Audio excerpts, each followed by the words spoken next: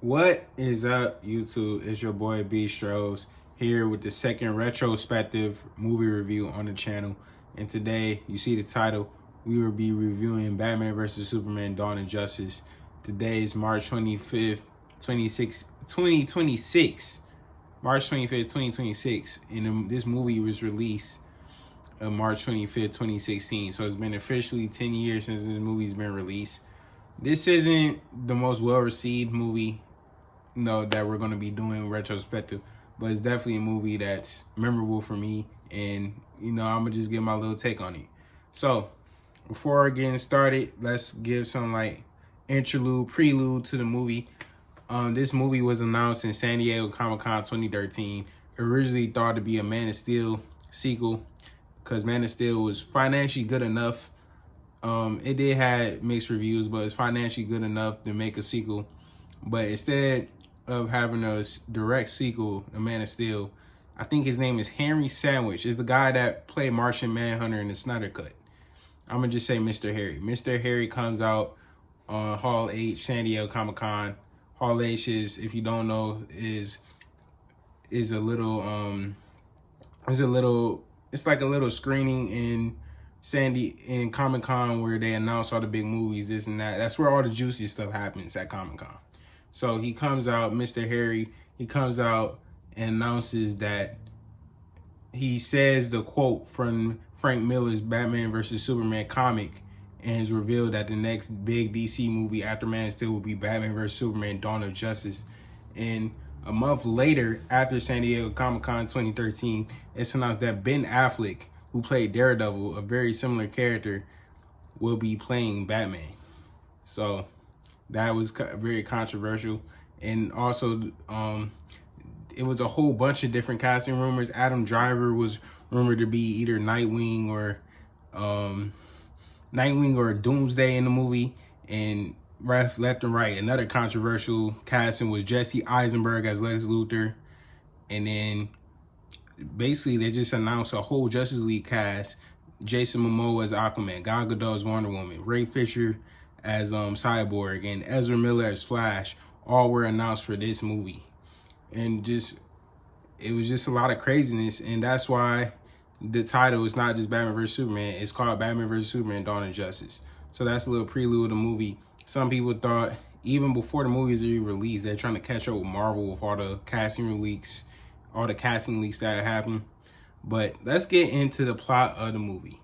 So the plot of the movie is a flashback of Bruce Wayne's, and he was in, this was shown in the trailers, he was in the Man of Steel movie trying to save civilians, and he was talking to one of his corporate people that was inside a Wayne Enterprise building, and one of his co-worker actually died. He actually died because of Superman and Zod. And as Bruce Wayne, not in Batman, just as Bruce Wayne, Ben Affleck's Bruce Wayne saves a little girl, and after all the damage is done in Metropolis, he looks up and sees Superman and General Zod, and he blames Superman for all the damage that's being done. Like, the damage in Man of Steel was actually crazy. Like they were terraforming Earth. It was all destruction. It was almost no hope in the Superman movie, to be real with you. But yeah, that's starts off with a flashback, and then we go to present day. Superman, he's in Africa, saves Lois Lane, and we get introduced to Batman a little bit more. He's been Batman for 20 years, so this is not a new Batman. This is kind of older. It's kind of like how it was. This is based on the Batman vs. Superman comic a little bit, just loosely. Like the suit, Batman suit that he eventually uses to fight Superman. That's based off the Dark Knight Returns. No, I said, yeah, that's the name of the storyline. Dark Knight Returns storyline, where, not to be confused with Dark Knight Rises, because that also was loosely based on Dark Knight Returns. Batman Rises, Dark Knight Rises, Dark Knight Returns. Kind of have similar names. It was just a few symbolism, Dark Knight Rises, but this is not Dark Knight Rises review. And then we get introduced to Lex Luthor, LexCorp. This is actually the son of Lex Luthor. This is Lex Luthor Jr. basically. So the real Lex Luthor is probably the Lex Luthor we're supposed to, like the one, like a less nerd. Like he's supposed to be smart, right? Like Jesse Eisenberg got that, but he's not. He's not supposed to be young and like Riddle. He was like a mix of Riddler, Joker, and Lex Luthor. Like it was really weird.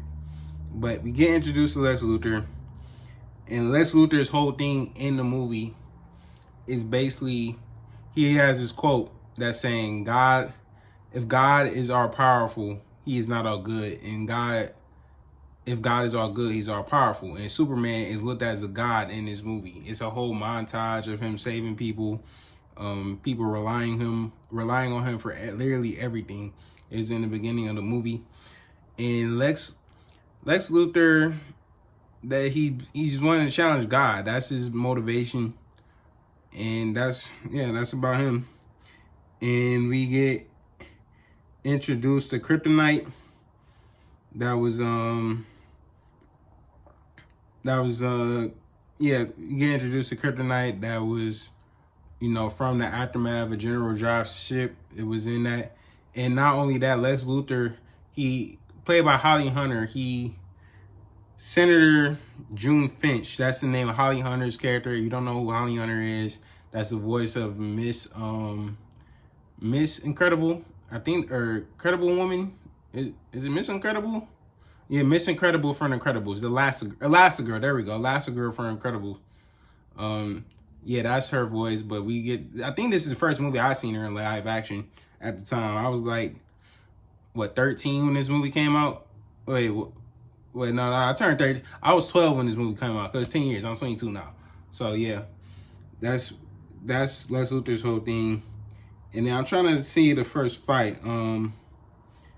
So here we go. Bruce Wayne attends a gala for LexCorp to steal data from Lex Luthor, because Batman knows that he's the greatest detective of all time. Like, he knows something is up with Lex Luthor.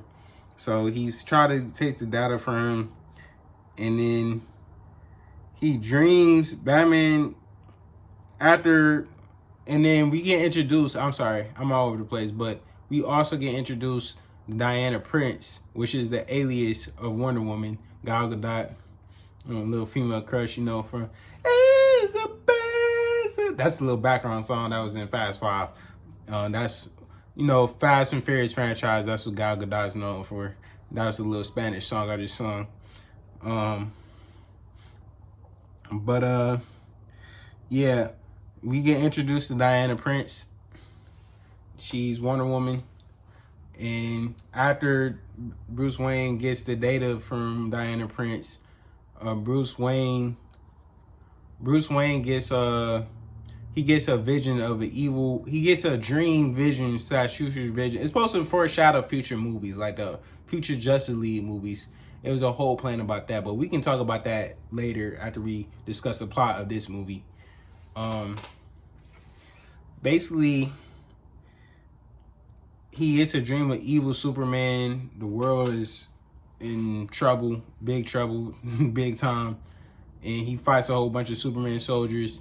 And then Superman interrogates Batman, like, he rips his heart, but he, like, puts his hand in his chest. And then Batman wakes up to the Flash, a future version of the Flash, saying that, like, you was always right about Superman, and Lois is the key. Lois Lane is the key to solving everything. I'm not gonna lie, when this movie first came out, that scene was a little confusing, because it was a little out of nowhere. Like this is what the point. Like, this is one of the plot points people talk about when they said they were trying to catch up with Marvel, because it was really out of nowhere. We didn't know anything about the Justice League or Darkseid or evil Superman, and just to have that scene like that, pretty weird. But yeah, next thing we gotta go to is Batman. There we go. It's a little juicy. This is a whole Justice League. The whole middle plot of the movie is a whole Justice League setup. I'm just gonna say that what it is. So next, Batman, he actually looks in his Batcave. He looks into the LexCorp Lex Luthor's files, and Lex Luthor has been spying on like 4 to 5 different metahumans: Cyborg, Flash, Aquaman, and Wonder Woman. And he finds a picture of Wonder Woman with her soldiers, and just a little setup for the Wonder Woman movie. We get to see the soldiers in the Wonder Woman movie that comes out a year after. Maybe I might do, hey, who knows, time travel. Maybe I might do a retrospective on that movie a year from now. Who knows? But yeah, that happens. And after that, Batman breaks into LexCorp in his Batman suit and get the kryptonite. And Lex Luthor, like I said, Lex Luthor's whole thing is to make sure Superman is a god. So he captures Martha Kent, who is Superman's adoptive mom, and also Superman, Clark Kent. He has a flashback of Jonathan Kent. But one thing that Martha Kent tells Superman in this movie is that you don't really owe this world anything. You can be Hope, or you cannot. You can just do your own thing. It's up to you. You didn't owe this world anything.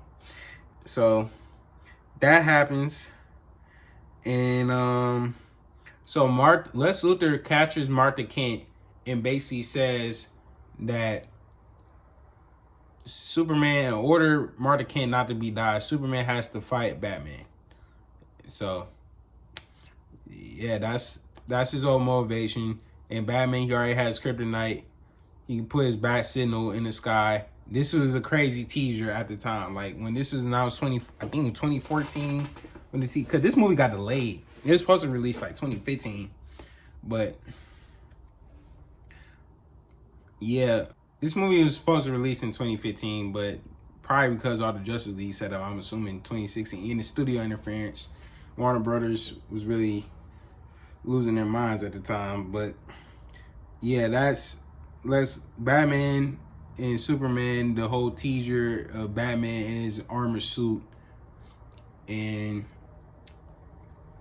he's gonna fight Superman. Batman's motivation is that he thinks Superman is a problem. Like he could wipe out anybody just like a blink of an eye. So he comes out of kind of retirement. Like it's trying not to be just like Dark Knight Rises, but he's been Batman for a long time. So, and yeah, that's his and Superman's motivation. He just don't want his mother to die. So they both got motivations. This is really strong motivations. I'm not really sure. Not really sure. Not the strongest motivation. So yeah, they fight. Superman basically cakewalks Batman. Like this isn't a fight until Batman uses the kryptonite gas on him. Then things go crazy. Batman and Superman fight. And then Batman's basically about to kill Superman, but then Superman saves Martha. A cringy scene that people like to say. Very cringy scene about save Martha. And they both have the same names. You know, Batman, Bruce Wayne and Clark Kent, their moms had the same names. It's Martha Wayne and Martha Kent. But Bruce Wayne is confused, and for some reason, I don't know why, but they showed the death of Batman's parents, and I do know why, but we didn't. I think it's unnecessary. I think it was a whole different way they could have done this. But Batman's wife, I said Batman's wife. Batman's mom name is Martha Kent, and they show her death along with the origin of Batman getting scared of bats in the beginning of the movie. I think that was like right before the flashback scene of when Bruce Wayne saved everybody, and they brought the death of Martha Kent back into this scene. Like they brought the quote of Martha.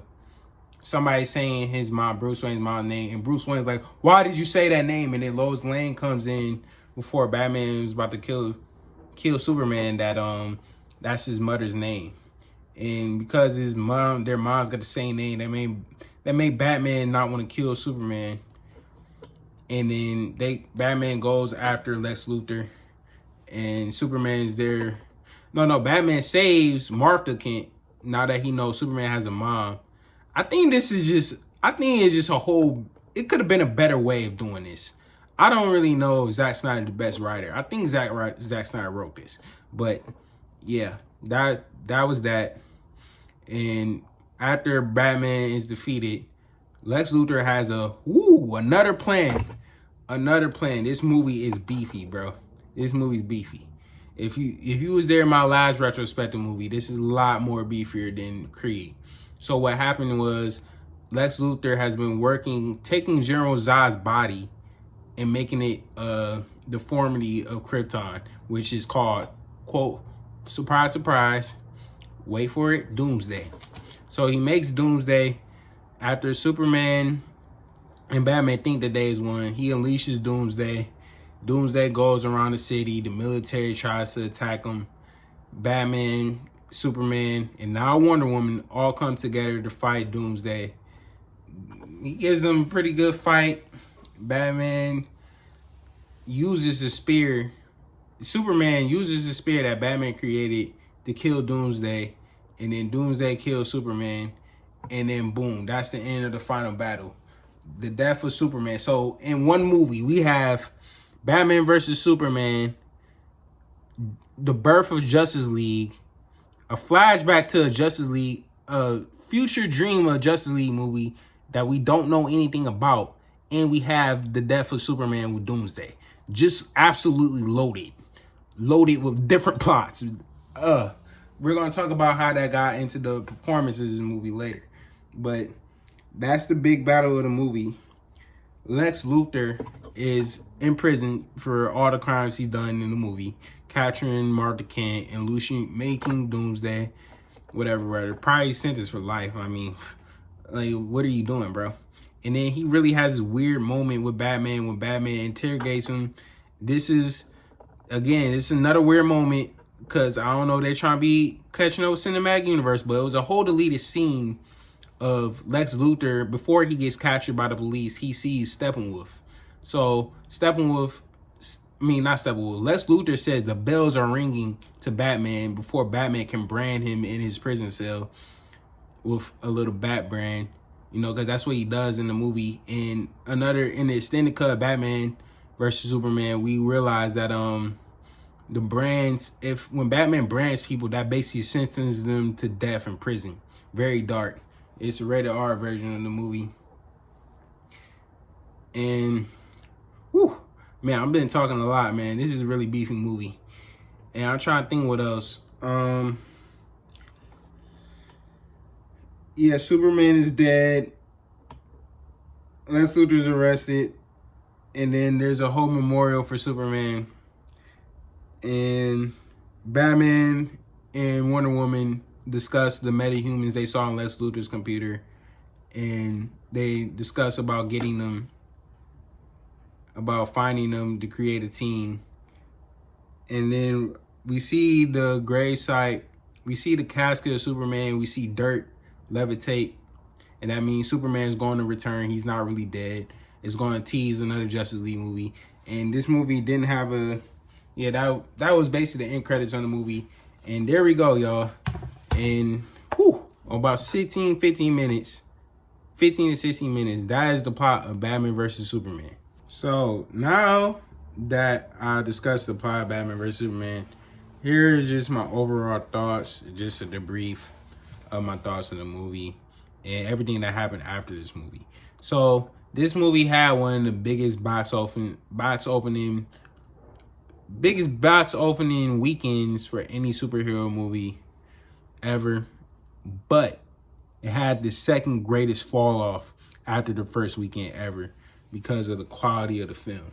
And I love talking about movies, but y'all saw how much I was struggling when we was talking about the plot of the movie. This movie has a lot going on. And Zack Snyder said in an interview that it was a little mix of the studio. They really messed him over in Justice League, but again, we're going to get to that in another video. But this movie is really beefy. I think, considering that Civil War was released the same year, Civil War did a lot better. But Civil War was kind of like, that was planned though, a big crossover event. We feel like Avengers movie. We knew all the characters for real. You know what I'm saying? Like, they weren't just bunched in one movie. But I think Batman vs Superman,